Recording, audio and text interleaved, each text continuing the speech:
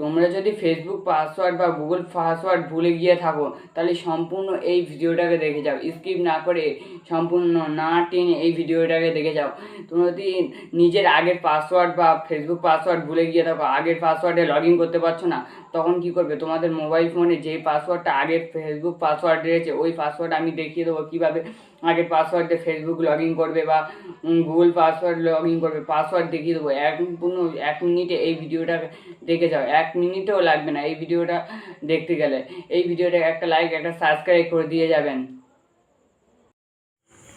সবার প্রথমে মোবাইল স্ক্রিনে চলে যাবে, মোবাইল স্ক্রিন চলে গেছে ও মোবাইল স্ক্রিন থেকে ক্রোম ব্রাউজার ওপেন করে নেবে। ক্রোম ব্রাউজার পরে 3 ডট দেখা যাচ্ছে, ওই 3 ডটে ক্লিক করে দেবে। 3 সেটিংসে ক্লিক করবে, সেটিংসে ক্লিক করার পরে এই পাসওয়ার্ডে ক্লিক করবে। এই পাসওয়ার্ড দেখা যাচ্ছে, এই পাসওয়ার্ডে ক্লিক সমস্ত তোমাদের পাসওয়ার্ড চলে আসবে, এখানে তোমার ফেসবুক, জিমেল পাসওয়ার্ড সব চলে আসবে।